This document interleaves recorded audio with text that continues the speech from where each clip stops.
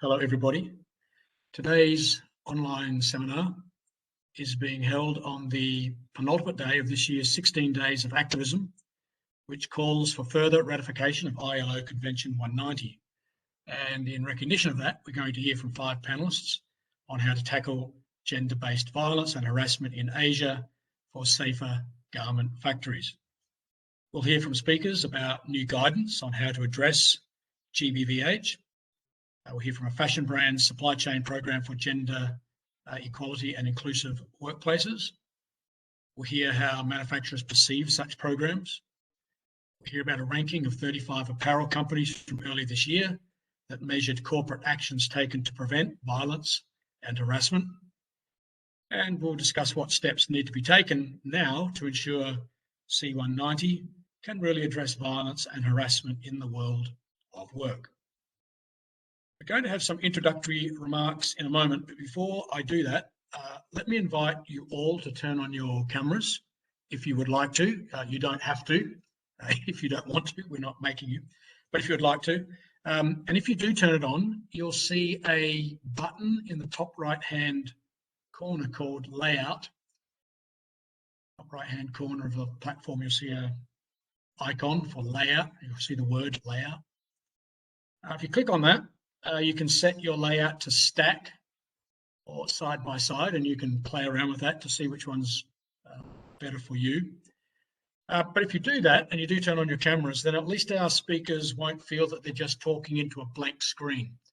Sometimes it could feel quite disorienting, wondering, is anybody out there kind of moment. So please turn on your camera if you feel comfortable. My name is Stephen Frost. I'm your host for today. And I'll be back with our panelists in a moment, and I'll talk about some more things about how to ask questions during the event and so on. But before I get to that, it's my very great pleasure to introduce Angelica Flederman, Country Director for GIZ Bangladesh. Over to you, Angelica.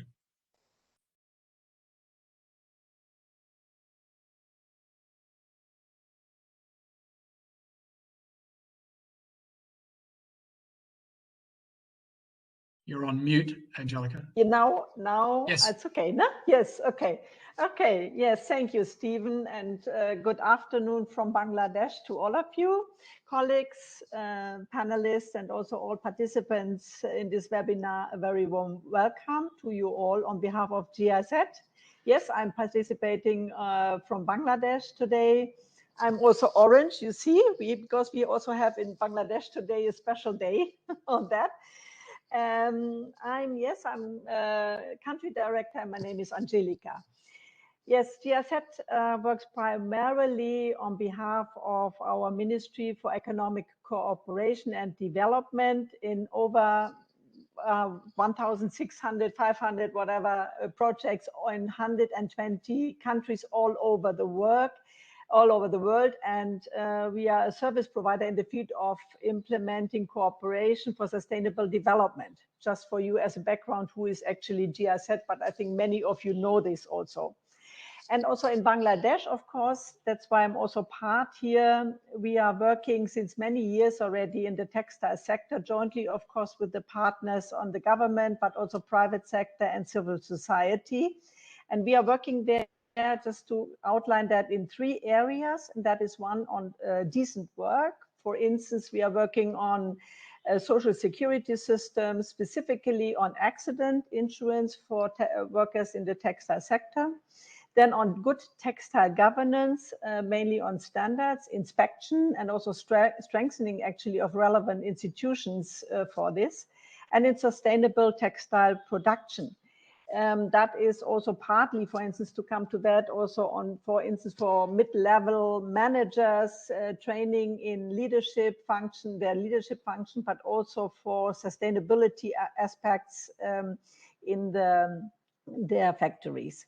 This online seminar series actually is hosted by one of our projects in the field of textile and garment industry, working on the regional level. And I think most of you might have heard already that abbreviation FABRIC, either you had to do with it or you heard about that, you know. FABRIC actually is working not only in Bangladesh, it's a regional project. And then I have to check that now again in 6 countries, and that is Bangladesh, Cambodia, Myanmar, Pakistan, Vietnam, and also with China. And one of the main objectives is in terms of regional cooperation on national as well as on the regional level, is to promote sustainability in the textile and garment industry in Asia. And of course, this is all about what we do also today, connecting people, facilitating transfer of knowledge and sharing actually good practices also to learn from each other. This specifically Asian dialogue on sustainability in the textile and garment industry, these dialogues are one example on how to bring stakeholders from the different countries together and to discuss about relevant topics and experiences made in the region.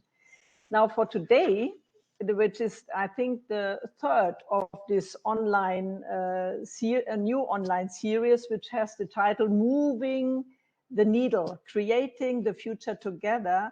The third one, the third webinar we have today, is of course a very special one. There, as also Stephen was just saying already, we wanted to offer there an opportunity for stakeholders in the industry to exchange on practical guidelines related to preventing and addressing gender-based violence and harassment in the garment sector. And of course, we would later also to take lessons away from us and how to make this industry more holistic and sustainable. Ending gender-based violence is not a new topic, of course, in the garment sector. We know that this is an issue of this issue of violence and harassment is happening everywhere due to unequal power relation. It is, of course, also limiting workers in their daily work and in their lives. It has a negative impact on workers' well-being, on workplace relations, on health and safety, and also productivity at the end, and also leads partly then also to absenteeism. We will hear also, I think, today, and we know that also from Bangladesh, many stakeholders are taking concrete already actions to protect workers from harassment through policies or codes of conduct and other measures. That is what we discussed today also. Under the FABRIC project, we have committed to empower women and strongly believe that the role of women and girls is vital for fostering and advancing sustainable business. Do we have, just to give some examples, what has been done in the past already in the various countries and what is implemented? That is, for instance, 2 apps in Myanmar and also Cambodia for women workers to inform them about national labor law or occupational health and safety. We did several information campaigns also in the various countries on different topics, for example, also on gender equality at the workplace. Women cafes were established in various countries, for instance, Cambodia, Myanmar, but also in Bangladesh, where women workers can meet, exchange, and receive also counseling. And there was a development of a code of conduct with Mulisa, the government in Vietnam, actually on the prevention and combat of sexual harassment in the workplace. So there is some also implementation ongoing already for many years now. For today's seminar, we have invited key, and we have, as you can see already here, also key industry stakeholders to discuss this important topic. And we are very much looking forward also hearing inputs from Leslie Abrahams from CARE, Sarah Park from BFC, Ingrid Pors from Lindex, Natasha Servodaki from World Benchmark Alliances, and Louise Goldman from Solidarity Center. I'm actually, and I think all of us are very much looking forward to see and to get more to know in these discussions from you, your experience, to share this, also your discussion, and also maybe the question and answers, and to take a lot out of it again for us, for our work in the countries. I'm very much looking forward, and I'm sure also all the participants. And thank you also for joining us, and you have using your valuable time for this webinar. Thank you so much again. I think thank you also, Stephen, for moderating it, and I hand it over to you back. Thank you very much. That's a lovely lead-in and setting a lovely tone. Thank you very much. Before turning to our first guest, let me just deal with a few housekeeping issues. First, this event is being recorded, and the recording will be made available via a link in an email sent out to you in the next week or so. So keep an eye out for that, and you can share that with your network. Second, everybody is in listen-only mode. If you want to ask questions, then you should type them into the comments box. You can see the little comment icon in the bottom right-hand corner of the platform. And I'll try and get through as many questions as I can through the discussion, and what we don't talk about through the discussion, we'll try and get through to Q&A. Depending on how many questions we get will depend on whether I can get through them all. If you are directing a question at a specific speaker, can you please indicate to whom you are addressing the question? And third, and finally, we will have a short poll, a little survey at the end. One of the technical team will put a link as we start concluding the event. I'll remind you of that when we get to it, and we'd appreciate it very much if you could do that. I know it takes a minute, less than a minute. And it helps us to make these events more relevant and informative for the people who attend. The technical support's put something in there for you to read about videos and audio of speakers, etc. Now the panelists. Our first guest, as Angelica said, is Leslie Abraham from CARE.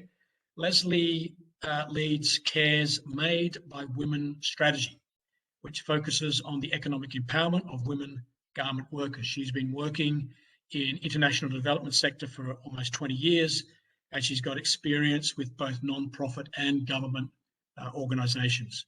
She's been living in Asia for the past 8 years, and she's working primarily on issues related to women's economic justice and gender equality. And we're starting with Leslie because earlier this year, CARE, along with Better Factories Cambodia, released guidance on gender-based violence and harassment. So I'm going to hand over to Leslie for a short presentation on that. If you've got questions, pop them into the chat box and we'll deal with them. Thank you, Leslie. Over to you. Wonderful. Thank you so much, Stephen, and for the opportunity to speak with everyone today. So I think we've just got a PowerPoint slides that should be coming up shortly. Wonderful. Thank you so much. So as many of you know, in June 2019, for the first time, Convention on Violence and Harassment in the World of Work was adopted with Convention C190 and the accompanying Recommendation 206, recognizing the enormous economic and otherwise toll that violence and harassment has on individuals and on businesses across the world. So what I wanted to share today is a set of tools that CARE and Better Factories Cambodia have pulled together, which came out of an event held in Phnom Penh in late 2019 called The Business of Women at Work that some of you may have been at or may have attended. There'll be a link to a short video about that event put in the chat box. And what that event did was bring together over 150 individuals from across brands, from across workers, manufacturers, investors, really coming together in one space to address the challenge of putting into operation this new convention and to look a bit more deeply at how to address such a sensitive issue and what was, certainly at the time, a relatively invisible issue. Next slide, please. Thank you. So we've heard stories over the last few years surrounding the Me Too movement coming across from celebrities, from NGOs, from the UN, certainly even in recent years throughout the pandemic and otherwise. I know in the Asia Pacific region, we also continue to hear a lot of stories addressing this issue. And we know that working particularly in a sector such as this, where the power dynamic doesn't always necessarily lie in favor of the workers, that if we don't have a targeted and proactive approach to really address the cultures, the systems, and all the behaviors that we know lead to gender-based violence and harassment in supply chains and otherwise, workers aren't able to protect themselves. Next slide, please. So we know there's a lot of efforts and initiatives out there on this issue, and that there's also been an increased focus on gender-based violence and harassment in supply chains.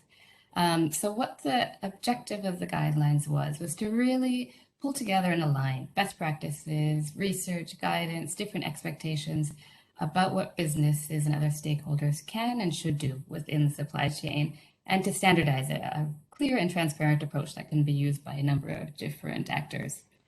So through a series of consultations, through the Phnom Penh event that I mentioned earlier, through individual discussions, through a number of meetings, Care and Better Work designed these guidelines, and they're really meant to be flexible and to reflect what's needed and what's most useful throughout the supply chain. So that ideally these can be used by everyone, as we see in the bottom of this slide. So it's not just meant for one actor, it's meant for many, and they can be adapted as needed for different situations and different contexts, but still applying the core principles that have come out through the guidelines and the research that was developed. Next slide, please. So just a bit more detail about what's included in the guidelines, and I won't go into deeper detail on all of these. There'll be a link shared afterwards so you can have a look. But they've come together, as I mentioned, from a global evidence base of what works. So that's building on ILO C190, building on best practice research from across CARE, from across Better Work, and across a number of other organizations, in line with the UN guiding principles on business and human rights, and have a number of different components that all work together. But for the purpose of this introduction, I'll just focus on the 5 areas for action that we can see in the top right-hand corner, being sort of the key focus areas to really instigate change in this particular sector of work. So the first, looking at organizational leadership. So what does this mean in a practical sense, and how can leaders translate this into a genuine priority within the workplace and otherwise? Secondly, looking at workplace policies. How do we create the different policies that can protect both employers and workers, both employees and workers, especially looking at those who have the least power and that we know can be most at risk within the supply chain? Looking also at workplace systems. We know that there's a lot of systems already in place. How do we assure those ones that are available are accessible and effective? And how can they be adapted so that they align with some of the best practices and research that we've found, and really kind of doing a bit more of a systemic approach on that piece. Fourthly, looking at workplace norms and practices, because we know it's not just about what's on paper, what's the regulations. This is also looking at culture change.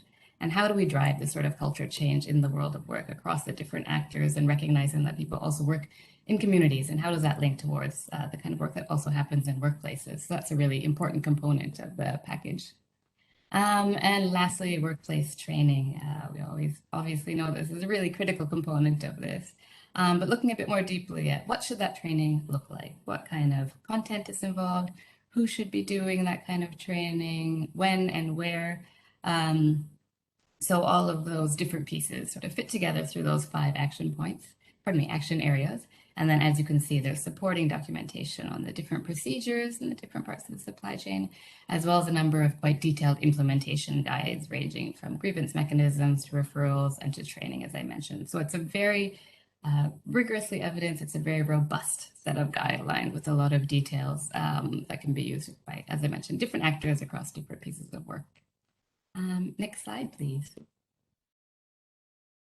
So as I mentioned, we'll share a link to the guidelines, but these are open source, these are available, and we really encourage different actors to download, to share, to use them, to discuss them, to adapt them, and to be a leader on addressing this really important issue that we're talking about today, and that I think many of us have been talking about for a number of years and have only gotten, even more important during the pandemic and the issues that we're seeing.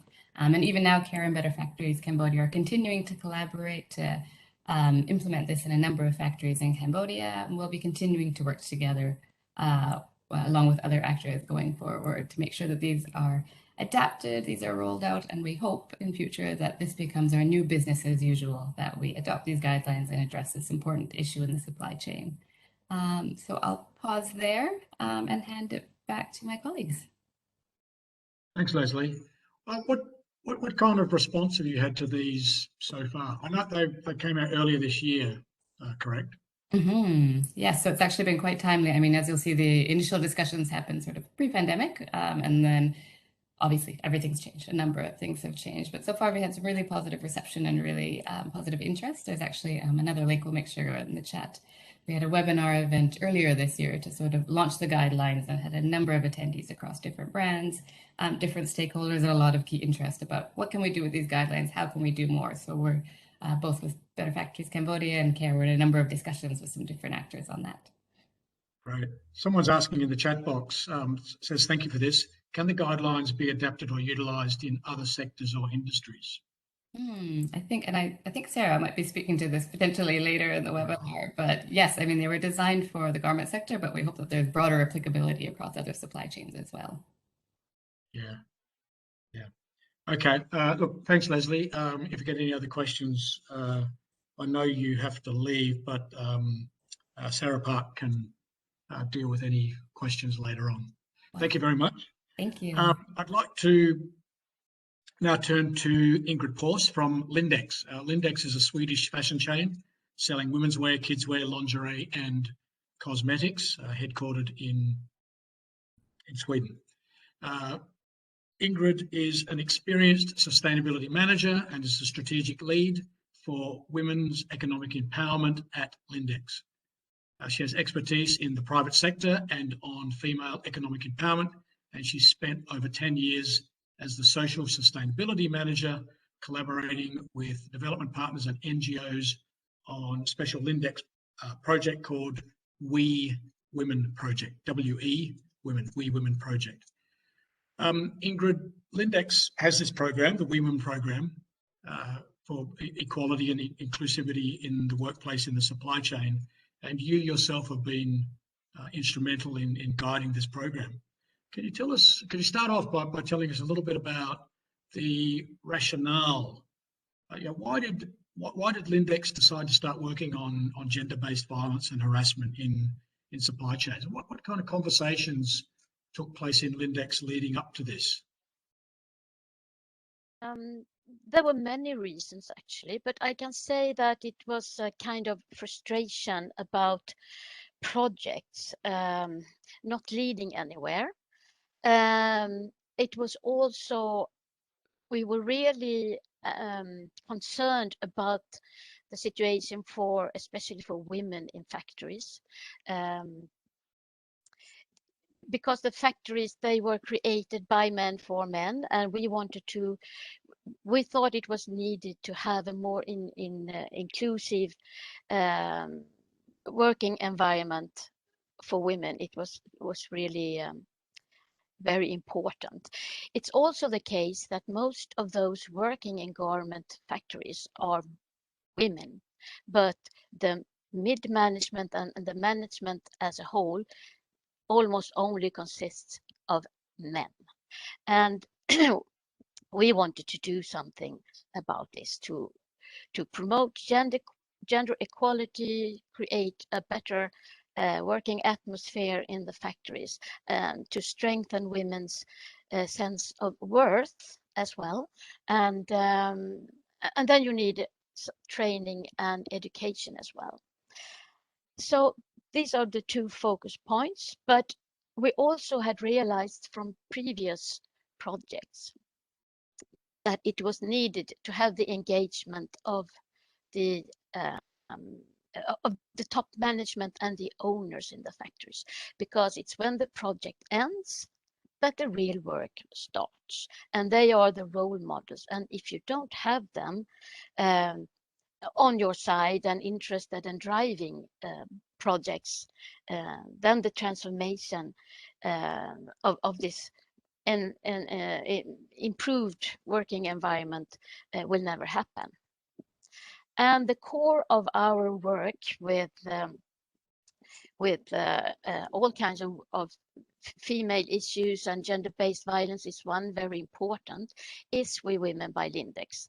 And I put on a slide here that you can see it's a really important project for us. And we did it in cooperation with GIZ. And so far we have reached not our whole supply chain, but a part of it. So we have work left to do.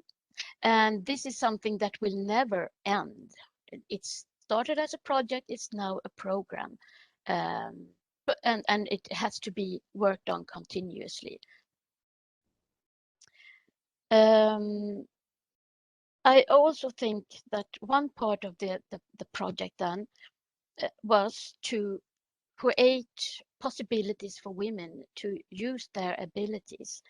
And in order to improve in a factory, you have to change the middle management, like Angelica was talking about before. And they are really not, the situation is not so good today, because the management, it's a management by fear in many factories, and there is a lot of shouting and abusiveness, and this of course lead to discrimination, harassment, and gender-based violence.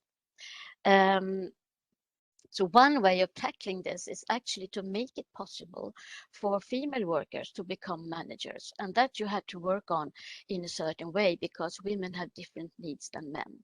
And this is also included in our project. It has proved that women they have another style of management. They support and they help instead of shout, and they have a better efficiency. Exactly. So inclusive, improved working environment for women, together with trying to make a transformation into more females into management, and the support from top management and owners. I think those are the really most important components to get the transformation in the factories. You mentioned a number of interesting things that I would love to chat to you about, but I have to constrain myself. One of the things you mentioned was getting ownership from factory managers. You know, unless factory owners and managers take ownership of these projects often just die in the factory. Can I keep hold of that idea and relate that back to Lindex? And you know, for 20 years, I've been having discussions with companies about this gap between the sustainability department and the purchasing department. Right? They're kind of working on sometimes completely different railway tracks. How has Lindex, talking of ownership, how has Lindex been able to negotiate that gap that sometimes opened up between purchasing, between the buyers and the sustainability people? Could you talk to that a little bit? Yeah, well, of course, that's a problem. And we have been working on it. So we have kind of a different setup from other brands, I think, in that in the head office, we do the planning and designing, but the actual negotiating of price and selecting factories where we place the orders is done in the production offices by the merchandisers and the buying people that we have there. And they are much closer to the factories and the suppliers, but also our sustainability people are much nearer and have a close cooperation, and they can step in and say, because they have business meetings, of course, and then it's talked about where to place the orders and with which suppliers, and then they can discuss right away what kind of problems can it be to use that factory or that supplier. But we have more work to do, absolutely. and we have a lot of trainings, because of course you have to realize, okay, so the business office in Sweden requires a shorter lead time, but what happens then with overtime maybe, and the wages and so on. We also have created a business handbook, a buying handbook that we have done in cooperation with our suppliers, where you can see there are information regarding every product group, when to place the order if you want this delivery time, when to book the material, accessories, and so on. So that's how we have started to work on it, but we have a lot of work to do with our purchasing practices. Absolutely. We're planning an online seminar next year on purchasing practices, and I'm very intrigued by your buying handbook. So maybe there's an opportunity to discuss that at greater depth sometime in the future. That really intrigues me. But I need to push on because we've got a very tight deadline here. We've got a lot of speakers. So thanks, Ingrid. I now want to turn to Sarah Park. Now, if you're watching the chat box, you can see that Sarah is not only going to talk to us, but she's been busy answering questions in the chat box already. So thank you very much. You're kind of doing overtime here, Sarah. Sarah is from Better Factories Cambodia. She's a program manager, and she's got over 20 years of experience across a range of countries, from Finland, Indonesia, and to the ILO HQ in Geneva, and that is a range of countries. Since joining the ILO in 2011, 10 years ago, she has worked on different projects in program management, as well as diverse technical topics such as gender, disability, and health and safety in supply chains. Now, Sarah can also answer, as she has been doing in the chat box, she can answer questions about the guidelines. So Sarah, Better Factories, so thanks for being with us, but Better Factories Cambodia was involved with CARE in developing the guidelines that Leslie has just introduced, and we might come back to them. I might actually come back to that question that was asked so you can actually talk about it in Q&A. But I want to kind of shift gear a bit with you here, and you know, you're with Better Factories Cambodia on the ground, working with producers, working in factories, access to workers, dealing with brands. So you've got a nice view of the whole kind of environment here. But I'd like to focus very much on how you think producers are perceiving these efforts in gender-based violence programs or projects. What benefits do you see that you think producers might see from addressing GBVH? And the reason I'm asking that is because I know we've got some producers listening into the session. I know we've got some manufacturers dialed in. And I'm sure some of them, if they haven't started on this work, are thinking, is this something I should be doing? And if they're thinking that, the next question is, well, how do I go about that? So can you kind of run us through some of that? You know, what's the response from the producer perspective on this? Thanks, Stephen. Good questions. Not easy answers, at least according to our experience. This is a very difficult topic to discuss usually among the industry players or factories and also brands sometimes. However, I would say that during the last years, it has totally shifted the thinking of this topic, and that it's not an option anymore. As you were asking, like, okay, should we do it or not? No, there's no option anymore. It is one of the areas of work that we have to address and we have to work together on. So there's no choice, I would say. And I think factories do know this, producers know this, buyers know this, because it's directly impacting workers' well-being, mental health, their perception of the industry. The managers also know that if this is not tackled with, there might be consequences in terms of orders from buyers. So it is, everybody knows, I think, and the Me Too movement, of course, has helped in that sense, and which is good. So since we had a conference in 2019 with CARE, where many of you might have been also present in, we don't anymore get questions on, okay, do we have to, you know, deal with this, or we don't want to participate in this training or so, but it's more about, okay, this is a complicated issue. Can you help us understand this better? Because there are, of course, Ingrid was also mentioning a little bit, touched on this. There are very complicated issues behind the scenes in this industry. This is a zero tolerance from many brands.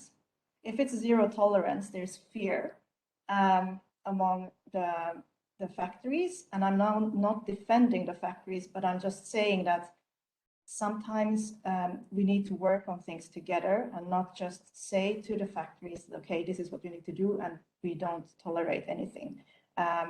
But how do we work together in developing these policies, in getting to these policies into, you know, also workers' awareness? A policy without dissemination is not really a policy. When you do audits, of course, you check an assessment, our assessment, we check policies, but it's very hard sometimes to see if workers actually understand the policies and if they understand where to go to if they have grievances, or if they can trust the management. So a lot of things in this is just really like cultural aspects and how you build a culture in a factory. It can be very difficult if you have 10,000 workers, 5,000 workers. How do you build a culture of well-being in a way where workers feel safe and the workers feel that, okay, I can tell the manager or I can tell my supervisor what happened without retaliation. So yeah, there's a lot of things that can go wrong, as we know, along the way. But the benefits, I think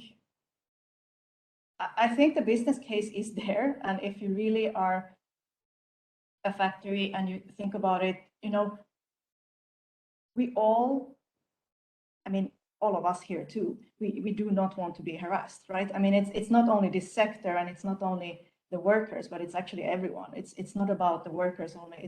It's about how we tackle this issue in general. It's in other sectors too. It's in you know, the NGO world. It's in the UN world. It's everywhere. So the key here is, how do we decide, or how do we, as leaders, how do we address it, and how do we make sure that those who work in these organizations know what they can do, and that this will be addressed in a correct way, or in a humane way as well. Yeah, I think, I mean, benefits, it's all there. Productivity, you lose productivity if you have this. Somebody mentioned absenteeism as well in the beginning. It's just a better workplace, and you know, that's what we are aiming for at least from ILO perspective. You mentioned things have shifted. You know, one of the things you said earlier was, you know, 2019, pre-pandemic, people are asking, oh, why should I do this? But something shifted. Can you just elaborate on that a little bit? What do you think has shifted, and what's going on? That's a good question. I mean, what I mean by that is that it's not a taboo anymore. We can talk about it with factories. When we introduce with CARE, when we introduce these sexual harassment prevention or GBVH trainings, or with Solidarity Center, when we work with them, with unions, it's people don't say anymore that, okay, this doesn't exist. Because 3-4 years ago, I remember when I came to Cambodia, 5 years ago, I came to Cambodia, the first meetings we had, you know, many people said, no, we don't have this in Cambodia, it doesn't exist. But that we don't hear anymore. And I think that's thanks to the work that some NGOs have been doing, the way we talk about gender-based violence and harassment, also that workers actually take this up themselves sometimes in these meetings where we have worker management committees in factories. So I think it's just easier to talk about it, and that's a huge step forward already. Ingrid, can I just come back to you? Does those remarks about things that have shifted. Does that kind of ring true with you? Is that what you found? I think so, to some extent, and I'm talking mainly about our supply chain in Bangladesh then, because when we brought this up, that women should also become manager and that women should have equal opportunities as men, they told us that this is nothing new to us, and we have already tried this, but we haven't succeeded.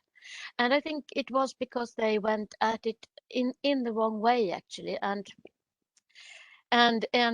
we women provided them with the tools they needed in order to make it sustainable and plan it in another way. So I think the question is getting more and more important, and it's not, like was said here, it's not something that you don't know about. You know it exists. But I also think it's very difficult to detect. And I think you need to have some experience, and you need some training, education, but you also need to spend some time in factories to really see that this is happening, because we're not talking about maybe violence, we are talking about attitudes and yeah, more subtle things like that. Yeah, I think, yeah, another topic that Sarah raised that I'd really love to pursue is, her comments about this is about cultural change. This is about organisational cultural change in sometimes very large organisations, and even small boats don't turn quickly, and big ships take longer. So, that's, maybe we can swing back to that in Q&A if people are interested. But thanks, Ingrid. I need to keep on going along here. I'm keeping an eye on the time. So thanks very much, Sarah, and thanks Ingrid. I now want to turn to Natasha Zervadake. She's been the research lead in the social transformation at the World Benchmarking Alliance, drawing from her experience in the private sector. She's been working on the gender benchmark, where earlier this year they had a report that assessed the 35 most influential apparel companies on how they are promoting gender equality and women's empowerment across their entire value chain. A very interesting report. Prior to her role at the World Benchmarking Alliance, Natasha worked for the Fung Group, Lian Fung, in Hong Kong, driving human and labour rights, compliance and remediation in international supply chains. So, Natasha,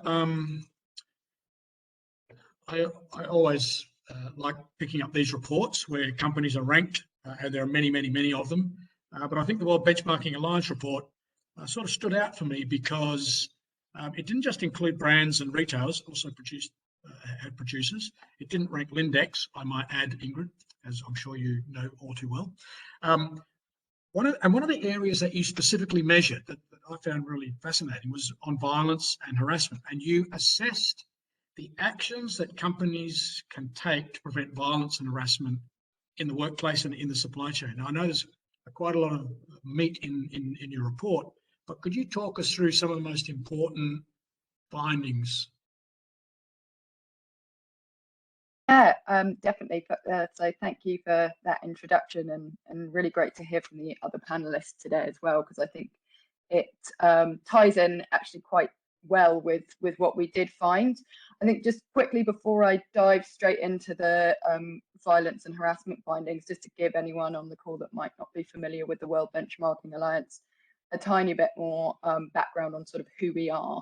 So we're a global alliance. We bring together a diverse set of actors to incentivize the private sector to take action in support of the UN Sustainable Development Goals. And as part of that process, we do measuring company performance towards the Sustainable Development Goals through our benchmarks. So we have a number of different benchmarks. They're all free and publicly available on our website.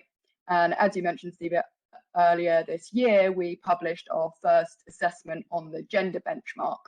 So the gender benchmark was specifically developed to assess the apparel sector. It's a very in-depth methodology, and we evaluated, as you said, 35 globally influential apparel companies on how they're addressing gender inequalities and empowering women across their full value chain. So we looked at what the companies are doing within their own workplace, we looked at what they're doing in their supply chain, and then we also looked at their marketing practices and also how they support women and girls in the community. We'll put a link to that full report and all of our findings in the chat so that people can have a look at it. But the benchmark, so as you said, it focused on salient risks in the apparel sector, including representation, compensation and benefits, health and well-being, and then violence and harassment. And overall, across the sort of full benchmark, we did find that performance by companies was quite low. So companies averaged a score of around 29 points out of 100. And there were only 3 companies, so Adidas, Gap and VF Corporation, that scored above 50% of points. So they scored around 53, 54. No company scored above 55 points.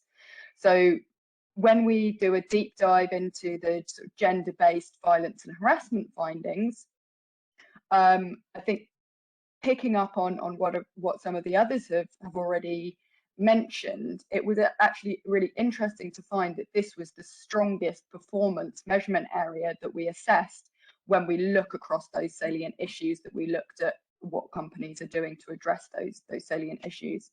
So without sort of making too many assumptions on exactly why this is the highest performance area, I think it's likely, you know, because there has been an increased focus on this issue, both specifically in the garment industry, but also more globally, as a result of things like the Me Too movement and ILO C190. So I think these things have really put this issue on the map, and companies are clearly not being able to ignore this issue, and they are taking action. But what our findings did expose was that there is a significant gap between commitment and then action. So what we're finding is things like policies are being put in place. As was mentioned, you know, there's a lot of times where this issue is treated as a zero tolerance issue. But companies should be taking an active role in actually preventing and addressing violence and harassment in all forms, acknowledging that they do have a broad impact on workers' lives and need to explore the underlying causes and risk factors of that.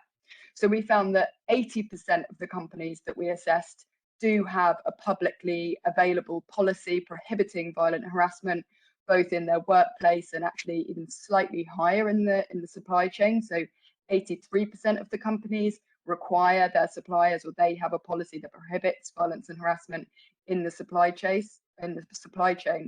But then only 11 companies actually provide their own workers, their own employees, with training on violence and harassment. And in the supply chain, it's even less. So only 6 companies require suppliers to provide training to their workers.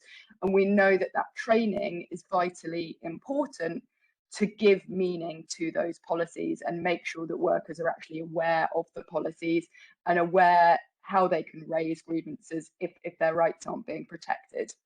We did find that 12 of the 36 companies that we assessed do support their suppliers in preventing violence and harassment in the supply chain, often with working with local experts, developing sort of capacity building programs, so such as the program that we heard that Lindex are working on.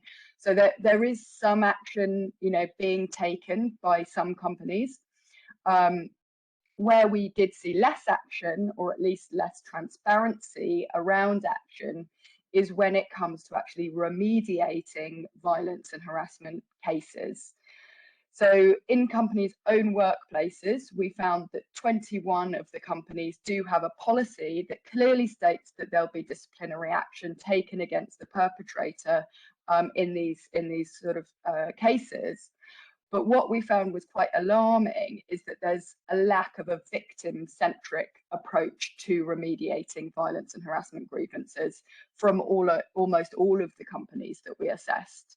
So the Indian fashion retailer Aditya Birla was actually the only company that mentioned in their remediation policy anything specific for the victim, in that they would actually offer the victim the ability to be transferred if they were the victim of a violence and harassment case. We found no evidence of companies prohibiting the use of silencing agreements in violence and harassment settlements, or actually across the board offering support to the aggrieved, such as leaves from work or counselling in such cases, and no specific actions being taken to protect victims from victim blaming or other forms of bullying that could be a result of raising such grievances.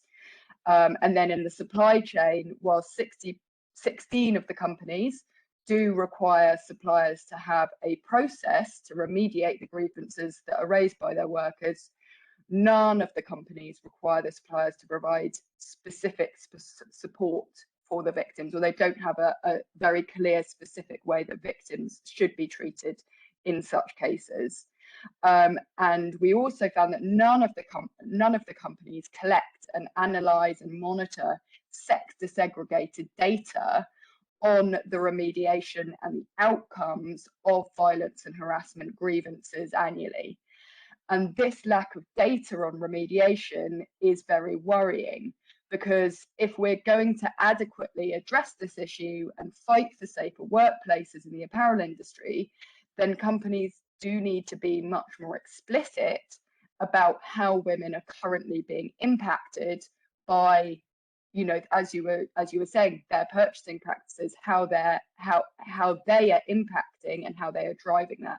And if we don't have the data to be able to analyze and see when cases are more prevalent, what are the drivers behind that, then it becomes very difficult to be able to implement,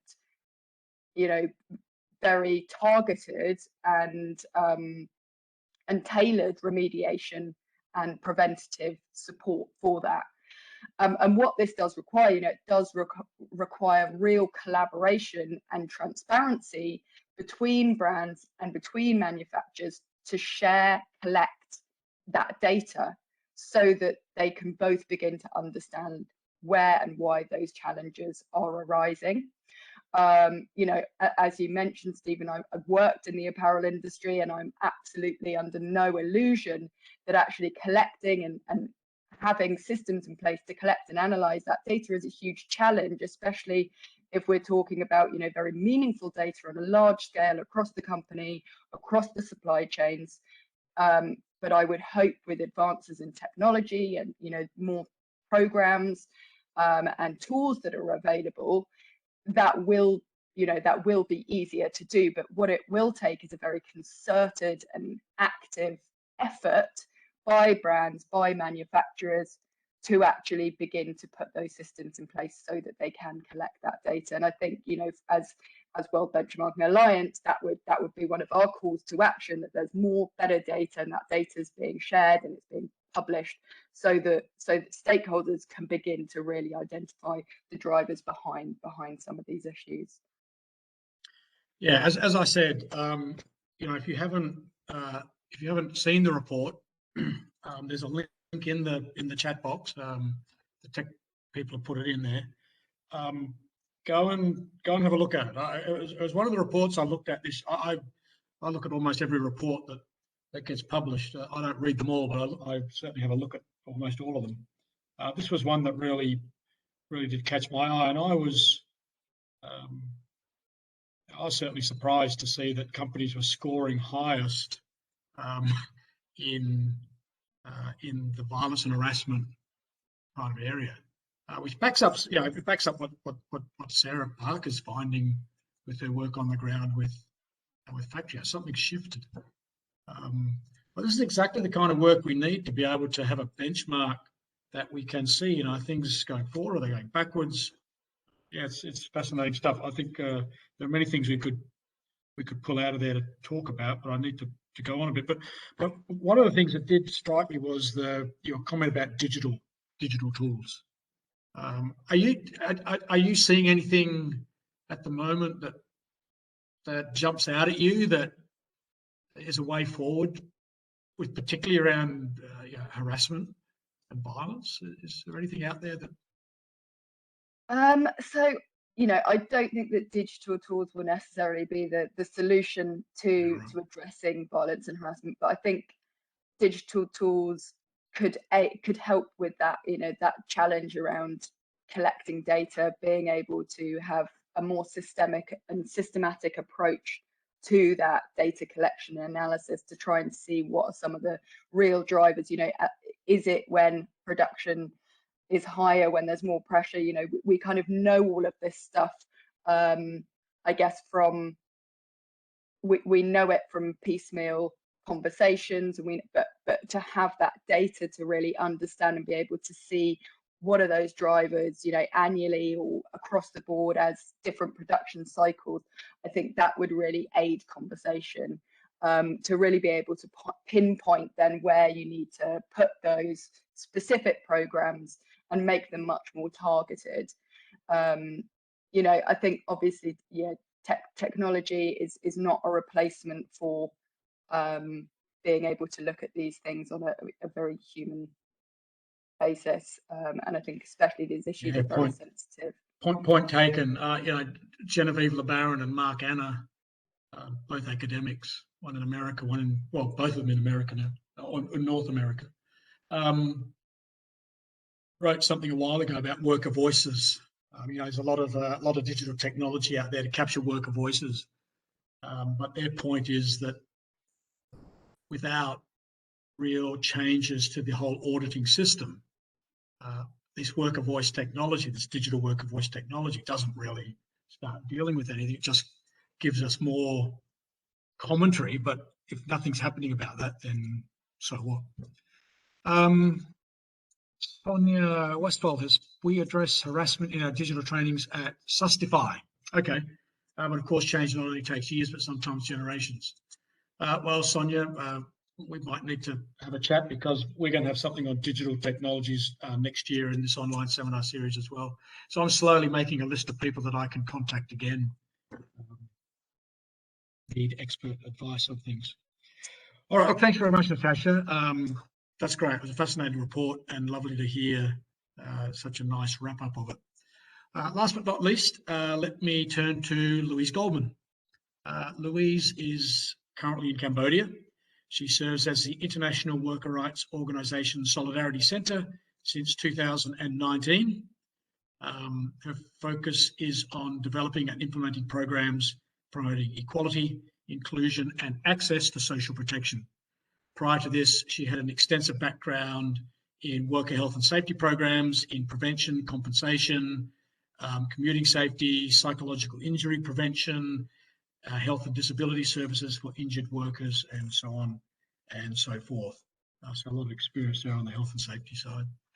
Louise, back in 2020, a year ago actually, in December 2020, Solidarity Centre released a video explaining gender-based violence at work, in which the centre described how ILO Convention C90 could address it and how union activists could take the next steps to ensure ratification. So we're a year along now from that video. If you're interested in that video, someone from the tech team will put in a couple of links from Louise that she's provided if you want to look at those videos. So Louise, a year later, how do you think C190 is able to support countries in their efforts to address violence and harassment in the world of work? Thanks, Stephen. And yeah, fascinating discussion here today. Well, we're actually, that was a year ago, but we're actually this year are 2 years along from when the convention was adopted at the ILO conference in Geneva back in 2019. And it's now been ratified by 9 countries so far. And it's really significant because it's the first international treaty which has recognised the right to everyone from a world of work free from violence and harassment, and including specifically gender-based violence and harassment. And of course, being an ILO convention, it was something that had tripartite agreements. So the terms were debated and agreed by governments, employers, and worker representatives.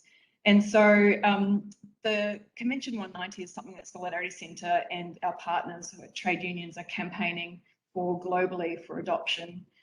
because we see it's such an important framework for addressing these problems. One of the key principles that I think keeps coming through in everyone's conversations today, but is also articulated in the convention, is that all workers have the right to be treated with dignity and respect on the job. And I think Sarah pointed it out, you know, no one wants to be harassed. Everyone wants to have some respect and dignity when they go to work to earn a living. That shouldn't be, you shouldn't feel demeaned in that environment. So I think that's why the convention is so important. The video we developed really got to the point that, you know, many workers endure behaviours that make them feel uncomfortable or erode their confidence or make them feel insecure at work. But they might not recognise what that is that they're experiencing, and many of them definitely don't know that it's called gender-based violence and harassment. So the video was really trying to target especially workers and unions and help them understand and see that those scenarios that they often find themselves in are not acceptable, and really highlighting how those power imbalances in the workplace can sometimes lead to these situations. So yeah, I think in the video, the convention articulates and defines the unacceptable behaviours that the video also tries to highlight, which particularly violence and harassment in all its forms, and gender-based violence and harassment. It also tries to identify and help people understand the root causes, and provides a series of recommendations and a framework for how to address those causes. So from our perspective, why is it so important for, why is the convention so important and so meaningful? It's because it provides a clear framework for how to address these issues. And it articulates clearly the roles and responsibilities of government, employers, and worker representatives as well, which I think sometimes, you know, we know there's a problem, but we don't quite know what to do about it. And so the convention, and also in particular the recommendations, which not every convention has a set of recommendations, but this one does, and it's really trying to give practical elements to how to put this into practice. And that's something that several people today have mentioned, is that, you know, policy is nothing without implementation. You need to absolutely make it practical. So in Cambodia, it's actually been an issue. Gender-based violence and harassment, particularly in the garment sector, has been an issue that we've been exploring, but not exclusively in that sector. We work across many different sectors. But an example I'd like to share is that in Cambodia, we've been working with a group of women union leaders and activists from factories on this issue over several years, and they've done their own research with their colleagues and peers about what this looks like, you know, in their workplaces and how it affects them. And I think that's quite unique, because as we know, it's really difficult to get people to share their experiences. First of all, they need to understand what it is and recognise that feeling and that hurt, that sometimes hard to articulate, right? Those things are, you know, if you're feeling like that, that's because there's something wrong, and you shouldn't be accepting of that. So the work that these women have done is to actually talk to their peers to understand what this looks like in their own setting. And they took that to Geneva to share their experiences at the conference when the convention was being adopted. And through their regular engagement on this topic and through the adoption of the convention, they've really started to deepen their understanding of the framework. And that's the way that they're seeing it. You know, they and many other partners we're working with are obviously pushing for ratification. That's the end goal, and that's what we would like to see here in Cambodia and countries around the world. But it also, I think the convention has given people that practical framework of how to address the problem.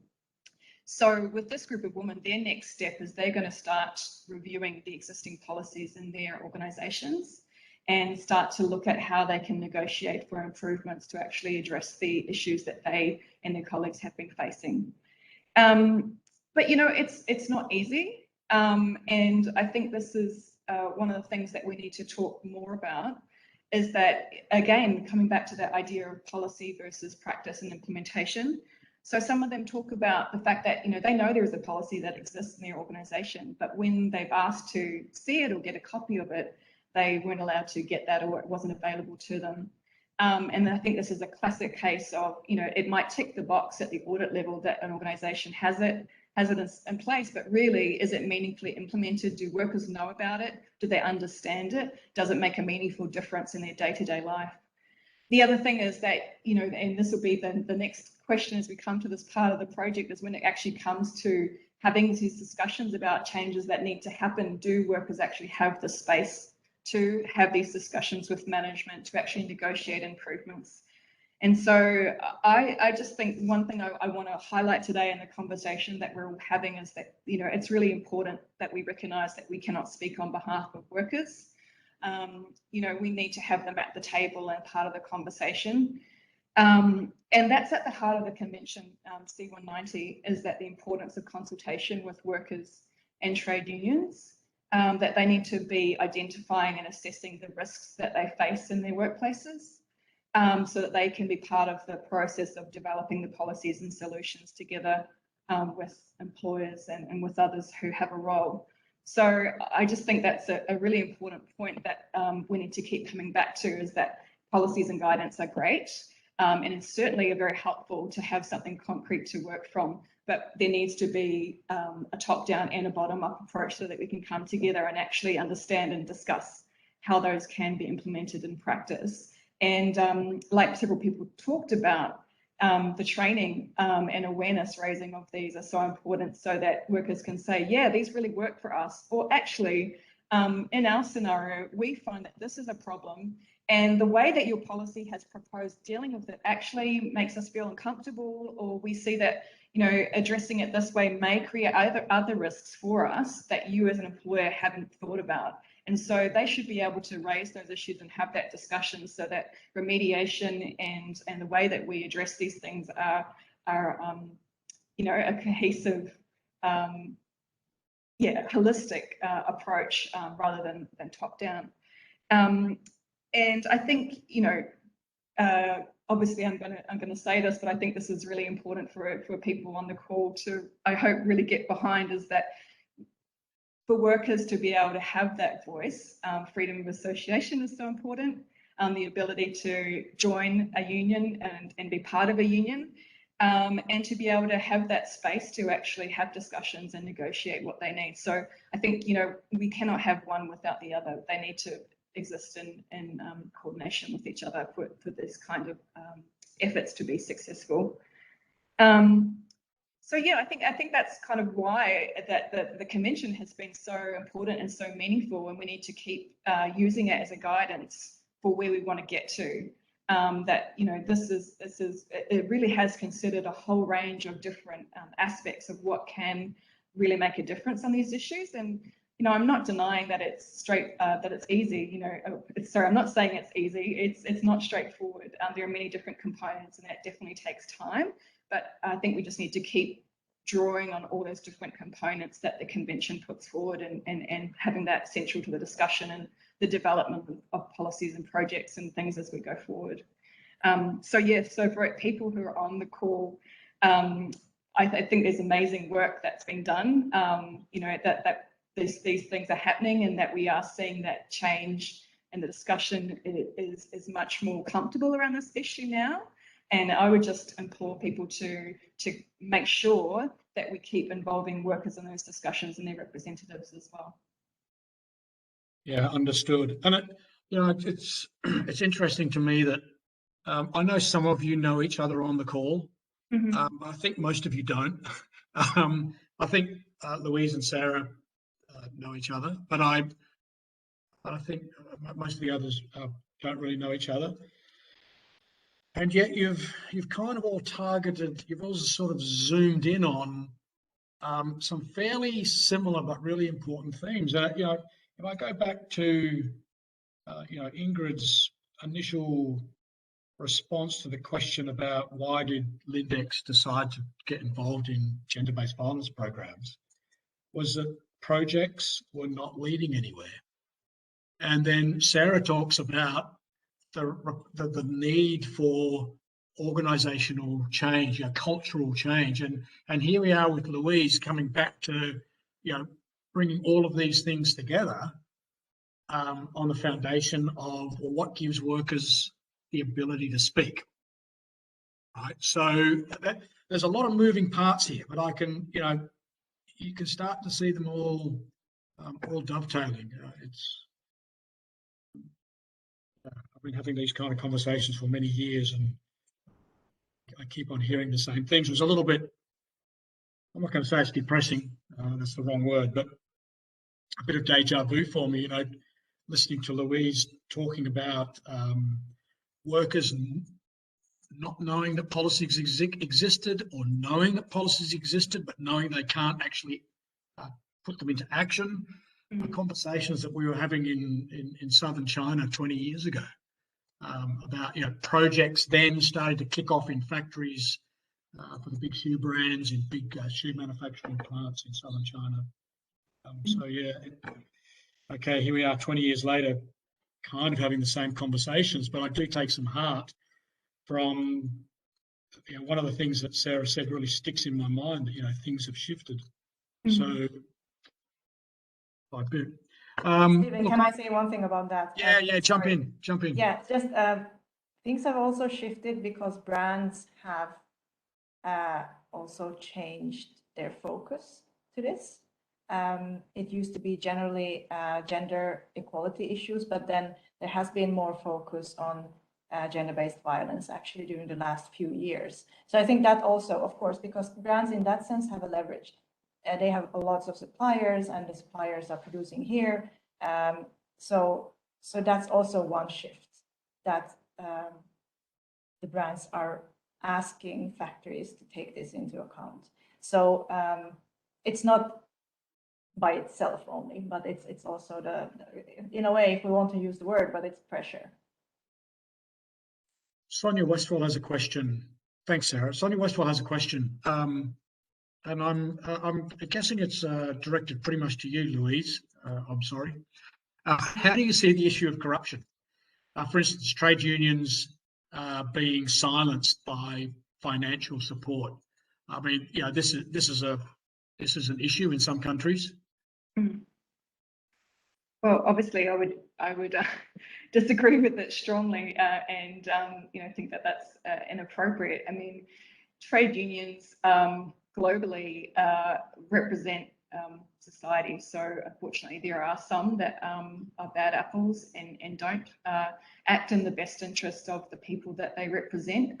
We can say the same thing for politicians as well. So I think, absolutely, we that's, really unfortunate that happens. I think what Solidarity Centre tries to do is partner with organisations that we see have an aligned or are there to represent the views of workers, the interests of workers, and are there with their best interests at heart. And there can be all sorts of different organisations that fall outside of that for different reasons. So yeah, I mean, I think again, though, if the space is made available, right, for workers to feel that they can speak up, then even if there is corruption within some of the power structures or some of the representative structures that exist, they should hopefully find other ways to be able to raise these concerns. So I think that's another thing that Natasha, you talked about reporting being so important, and different ways that people can raise issues and also report back on how they're being addressed. Yeah, not straightforward, but I agree with you. Like, it would be so powerful to be able to have more data to really understand what issues have been raised and how they're being resolved or not resolved. Here in Cambodia, I'm not talking specifically about the garment sector at all, but just in general, that often there is a lot of pressure to resolve things peacefully. And that doesn't always result in actually an outcome which provides safety for the person who has experienced that harassment or that violence. So yeah, I think knowing what's been raised and how it's been addressed, and providing more transparency around that, maybe in different forms, because as Sonia's raised, unfortunately there can be corruption that is in place, not just from trade unions, but from employers and managers and all sorts. We probably need to, well, we do need to think about different ways to tackle this and not just have a one single approach. Yeah. I'm looking at the time. I'm going to, Sarah, can I come back to you, and maybe we'll have to finish on this, but if anyone wants to jump in, feel free to. But Sang asked a question in the box, and I know you answered it. You typed an answer, Sarah, but Sang asked, I'm interested to know how the guideline, the CARE, Better Factories Cambodia GBV guideline, has been she says adapted in the factories, adapted or adopted. Could you share about your experiences working with the factories around this guidance? Could you just expand on the answer that you put in the chat box a bit? I think that might be helpful to people. Yeah, so these guidelines have been published a couple of months ago. The bigger interest for these guidelines are from brands. So 2-3 years ago, it was actually the brands who asked us, could you please, because this is a topic that is very important, but sometimes also brands, they said, like, we don't have these guidelines for the factory, so it would be good to have an industry-wide guideline that everybody could follow or at least use to in their work. So the development of the guidelines took a while, took 2 years with consultations with everyone. I mean, COVID-19, of course, caused a little bit of, like, we paused for a while, but then we published it a couple of months ago. The brands have had a look at it. They were actually quite, a group of 5 to 10 brands were quite actively involved in this. We also used, so this is not only for the factories, this is also for the brands to use, this is for the whole supply chain. Factories have not actively started using this yet, but what we are doing is we're trying in these 15 factories in Cambodia now.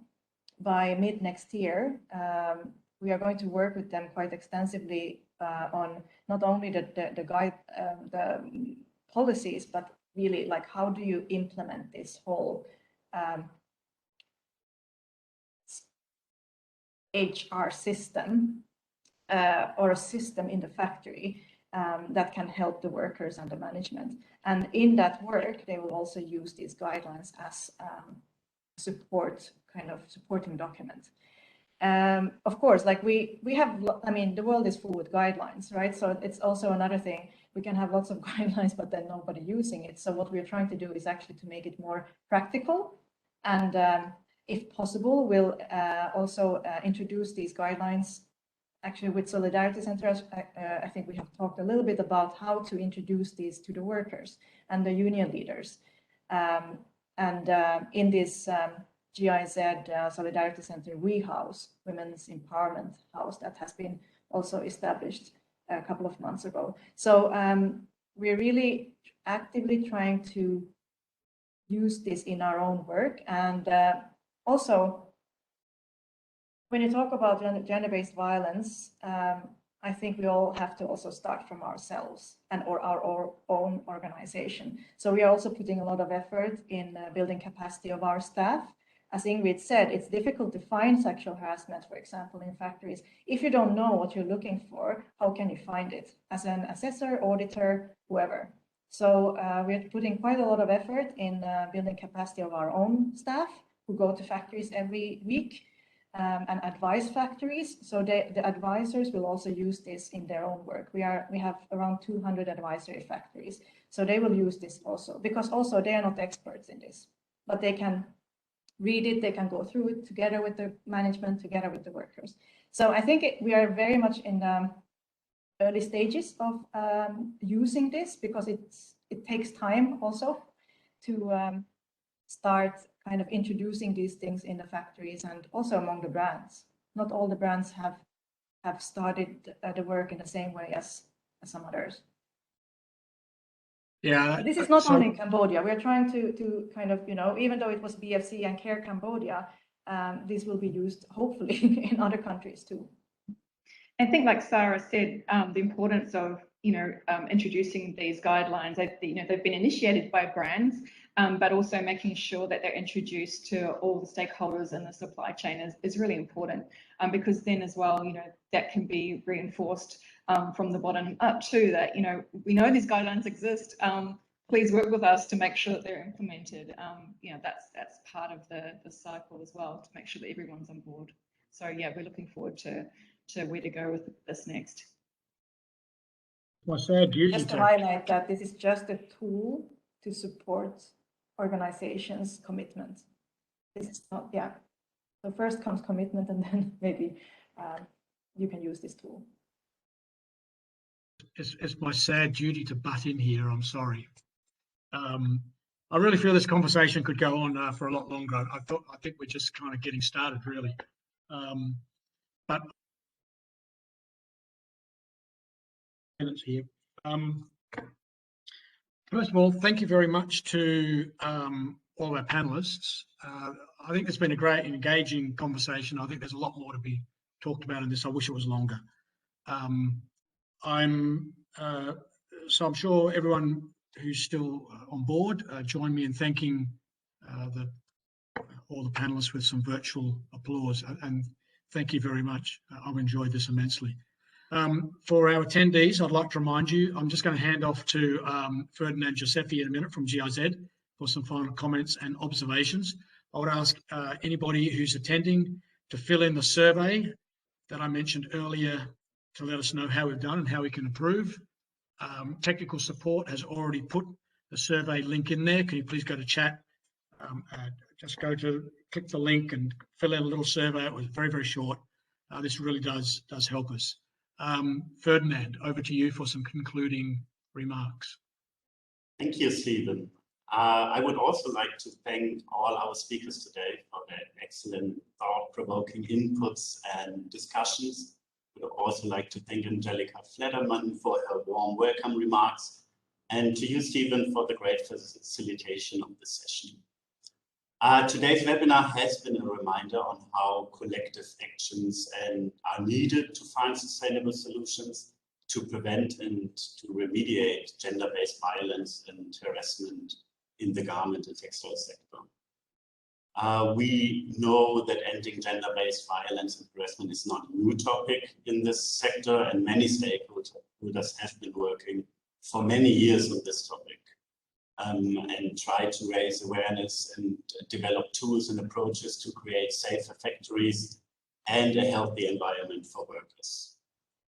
Before we come to the official end of today's online seminar, I would like to summarize a few key takeaways from this meeting. Today, I think we have learned about the specific role of industry stakeholders that they can play, that they can intervene to help ending the gender-related challenges in the workplace. I also think that the guidelines developed by CARE and Better Factories Cambodia are tools that not only